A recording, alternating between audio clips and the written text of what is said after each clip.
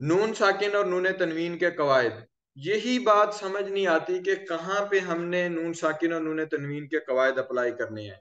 सबसे पहली बात ये याद रखें कि कुरान मजीद में नून साकिन और नून तनवीन जहां भी आएंगे, उनके बाद जो हुरूफ आएंगे उनकी वजह से नून साकिन और नून तनवीन पर कुछ ना कुछ असर करेंगे।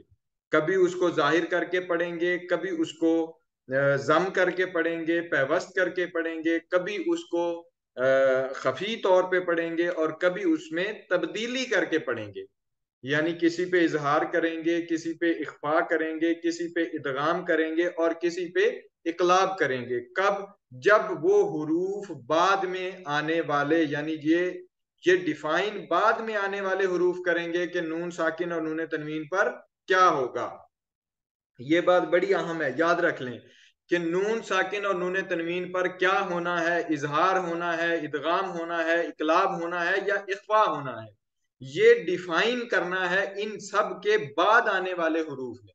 यानी नून साकिन और नून तनवीन के बाद जो हुरूफ आएंगे वो डिफाइन करेंगे कि नून साकिन और नून तनवीन को हमने छुपा के पढ़ना है या नून साकिन और नून तनवीन को हमने जाहिर करके पढ़ना है। ये डिफाइन करना है बाद वाले हुरूफ ने, याद रख लें, बाद वाले हुरूफ ने। यही चीज आगे जाके प्रैक्टिस में भी आएगी और यही चीज है जो सबसे ज्यादा अहम याद रखने वाली है।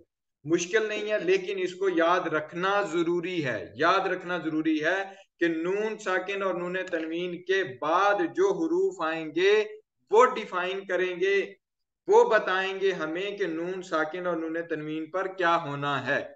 सबसे पहला कायदा उनमें से, नून साकिन और नून तनवीन में से, नून साकिन और नून तनवीन के बारे में बड़ी दफा गुफ्तगू हो चुकी है, आज फिर मैं बता दूं। नून साकिन कहते हैं जिस तरह से ये नून आपके सामने लिखा हुआ है, ये वाला नून नून साकिन है और ये वाला नून नून तनवीन है, यानी दो जबर और दो जेर और दो पेश। इसलिए कहते हैं क्योंकि ये आवाज नून की ही देता है, इसलिए इसको नून साकिन नून तनवीन कहते हैं। दो जबर को, दो जेर को और दो पेश को। पहला कायदा जिसको हम आज पढ़ेंगे वो है इजहार। इजहार के लुगवी माना होते हैं जाहिर करना। इजहार के लुगवी माना होते हैं जाहिर करना। इस्तेलाह में ये एक कायदा बन गया तजवीद का, लेकिन इसके लुगवी माना जो है वो है जाहिर करना, जाहिर करके पढ़ना। इसी तरह से हुरूफ इजहार कौन से हैं? वो छह हैं। हुरूफ इजहार छह हैं, इनको हुरूफ हलकी भी कहते हैं। हरूफ इजहार छह हैं और इनको हरूफ हलकी भी हल्का। कहते हैं। हलकी इस वजह से कहते हैं चूंकि ये हलक से अदा होते हैं, ये हरूफ हलक से अदा होते हैं, इसलिए इनको हरूफ हलकी कहते हैं। यहां तक क्लियर हो जाना चाहिए। इजहार का माना है जाहिर करके पढ़ना, जाहिर करना, और हरूफ इजहार छह हैं। हरूफ इजहार छह हैं, इनका दूसरा नाम हरूफ हलकी है, जो के इजहार ही की, यानी चूंकि ये गले से अदा होते हैं, हलक से अदा होते हैं, इसलिए इनको हम कहते हैं कि ये हरूफ हलकी है। सबसे पहला आपका जो मुंह की जानिब हिस्सा है इसको कहते हैं इब्तदाए हलक। हलक के भी तीन हिस्से हैं, हलक के भी तीन हिस्से हैं, इब्तदाए हलक, वस्ते हलक, इंतहाए हलक। इब्तदाए हलक, वस्ते हलक, इंतहाए हलक।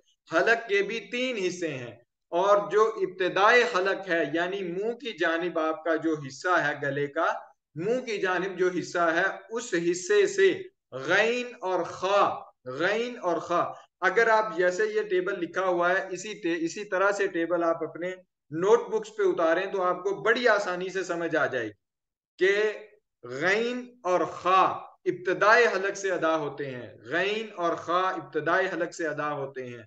और वस्ते हलक से, वस्त का मतलब होता है दरमियान, इब्तदा का मतलब होता है शुरू और वस्त का मतलब होता है दरमियान। दरमियान से, हलक के दरमियान से जो दो हुरूफ अदा होते हैं उनमें एक ऐन है और दूसरा हा है। हा, सारे साथ में दोहराते भी जाएं हम। गैन खा, ऐन हा, ऐन हा। फिर हाँ। उसके बाद, फिर उसके बाद इंतहाई हलक है, इसको अक्सा हलक भी बोलते हैं। अक्सा हलक ये सीने की जानिब, जो मुंह का हिस्सा, गले का हिस्सा है, सीने की जानिब उसको कहते हैं कि ये इंतहाई हलक है, ये इंतहाई हलक है। इससे अदा होते हैं हमजा और हा, हमजा और हा, हमजा और हा, गैन खा, गैन खा, बिल्कुल आपका इब्तदाई हलक अदना हलक से, यानी मुंह की जानिब जो हिस्सा है वहां से गैन खा, वस्ते हलक से ऐन हा, इंतहाई हलक से हमजा और हा, हा, पंजाबी में जैसे हा भरते हैं ना कभी कभी, तो वो वाली हा, यानी वो आपके सीने की तरफ जो गले का हिस्सा है वहां से अदा होनी चाहिए, होगी। अगर नहीं होगी तो वो या हा में तब्दील हो जाएगी या खा में तब्दील हो जाएगी। वहां से अगर अदा होगी तो ये हा रहेगी। हमजा हा ऐन हा गैन खा, हमजा हा ऐन हा गैन खा। तो ये तीन तीन दराजात हैं हलक के, तीन दराजात, तीन जगहों से ये हरूफ अदा होते हैं। इनको कहते हैं कि ये हरूफ हलकी हैं, हरूफ इजहार हैं।